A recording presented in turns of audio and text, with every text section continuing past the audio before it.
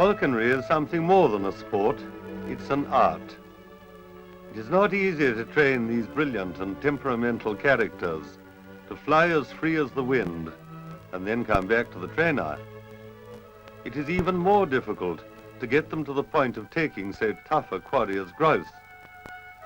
Later you will see hawks actually striking grouse in mid-air. If you should happen to think this killing is cruel, reflect that the falcon kills her prey instantly. It is a good deal less cruel than the nightly activities of almost anybody's cat.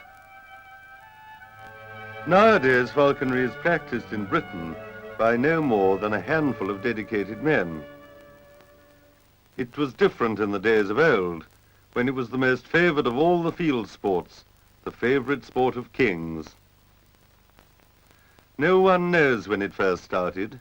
We only know it was a long, long time ago. Some say it originated in China 4,000 years ago. A bas-relief some 3,000 years old, found in the ruins of Khorsabad in Persia, shows a hunter with hawk on fist.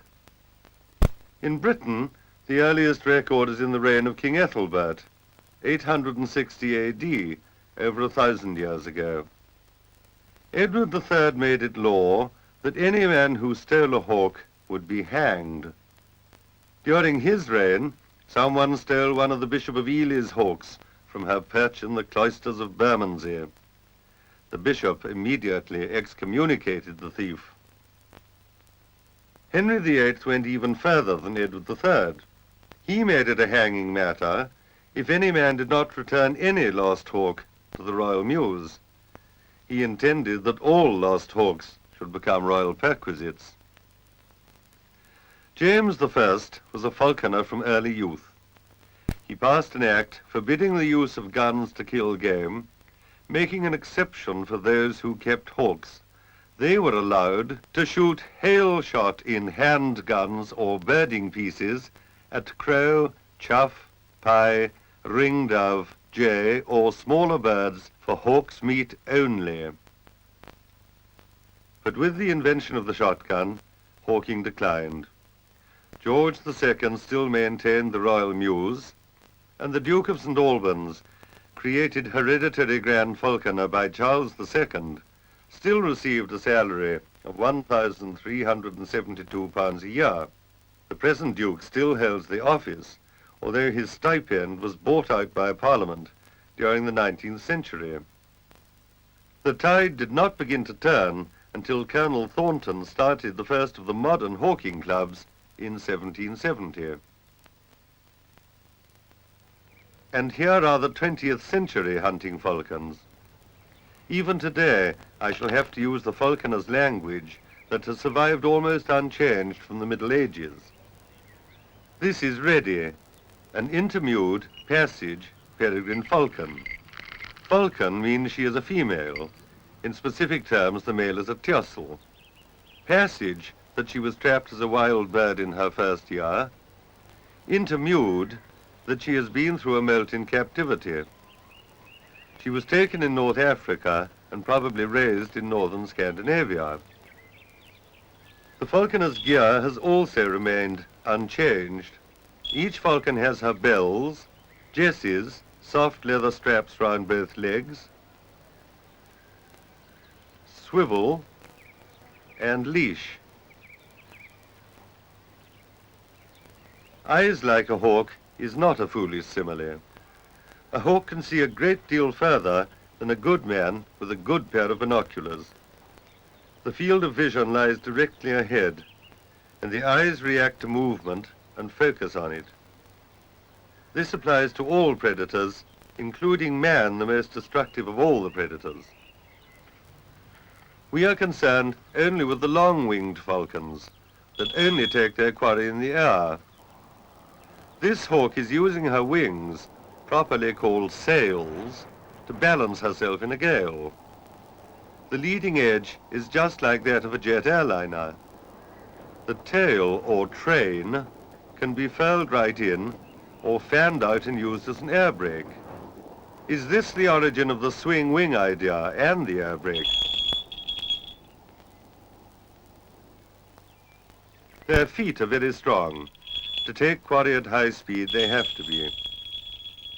They strike their prey with a raking blow. This is the hind toe that does the damage. The toes are properly called petty singles and the claws pounces.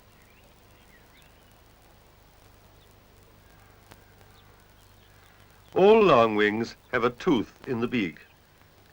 They kill their victims instantly by severing the neck.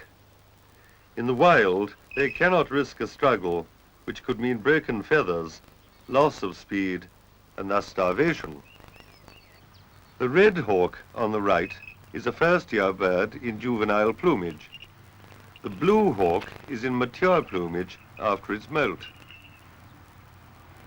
The breast feathers, called the male, of the young bird are quite heavily streaked. The mature bird much lighter and barred. This tiercel in mature plumage has a patch of unmelted red on his wing covers. Each hawk is an individual with its own character and temperament, likes and dislikes. Gelad is an intermewed, haggard peregrine falcon. Haggard means she was trapped as a mature bird. Having reached maturity, killing for herself in the wild, she is very deadly indeed. Her name, Gelad, means the executioner in Arabic. Nasim is an intermewed, haggard peregrine tiercel. He comes from Pakistan. The tiercel is the male and is usually only 2/3 the size of the female. One normally uses only falcons to take grouse.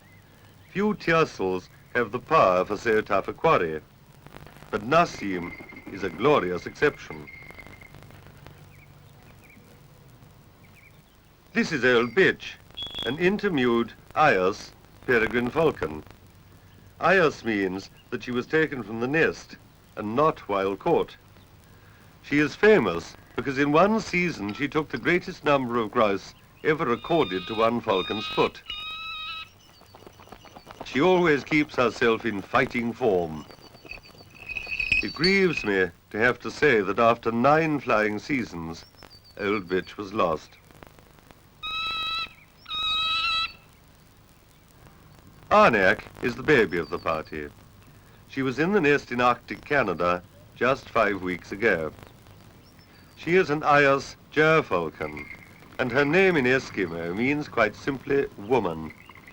The gerfalcon is the mightiest of all the longwings, very nearly twice as big as a peregrine. This is her first lesson. Until now, she has never flown. She has to learn to fly and fly to the fist. She has therefore been kept rather sharp set, that is, a little hungry, and she is rewarded at each landing. Next day, she is flying on the creance, a long cord attached to the jesses. She has learned in 2 short exercises to make a clean landing, even in a difficult wind.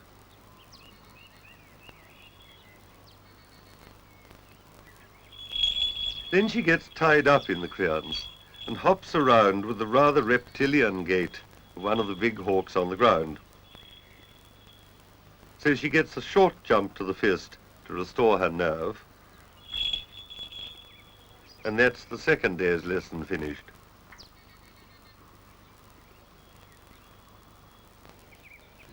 Each hawking day starts in the mews. Ours are rough and ready, but they give shelter from rain or too much sun.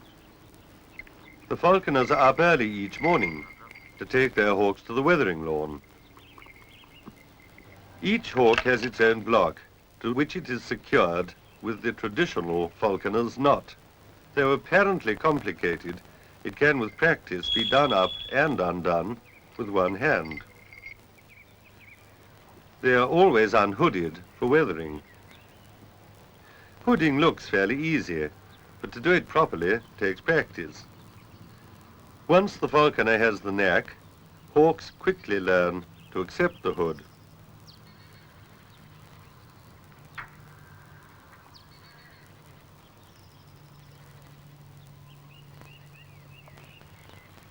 There are many different kinds of hoods. The Anglo-Indian in 3 variations.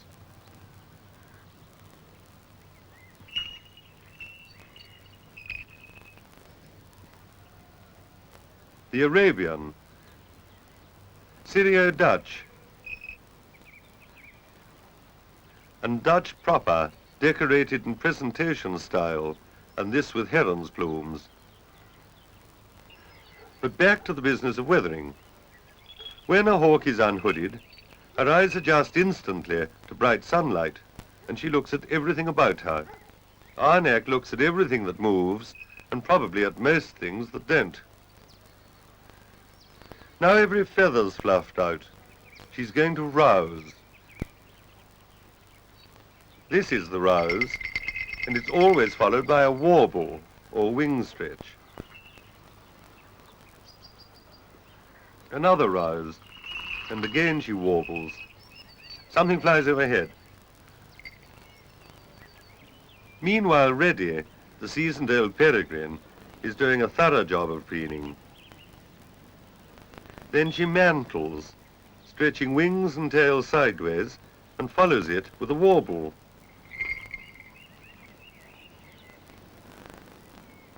But something else is needed for well-kept plumage, a bath. It is said that wild peregrines never drink, but ours often drink their bath water. A hawk that drank a lot was said to bowse, and this is probably the origin of the word booze, or boozer.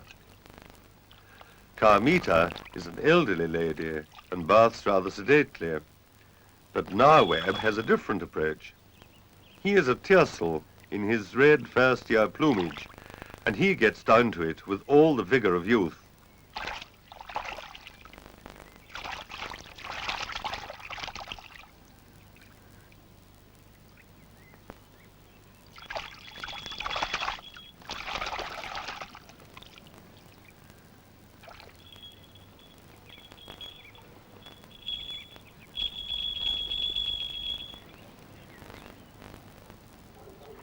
There's another important item in the weathering.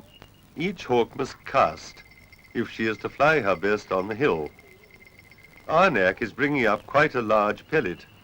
She's got rid of it now. The casting is a soft ball of fur and feather put up in the crop. Hawks digest any bone they swallow, but not fur and feather. Other attentions have to be paid to them. A broken tail feather must be mended by imping. This is a running repair sort of job. A serious break has to be imped properly. Every falconer has his feather box. He selects from it a peregrine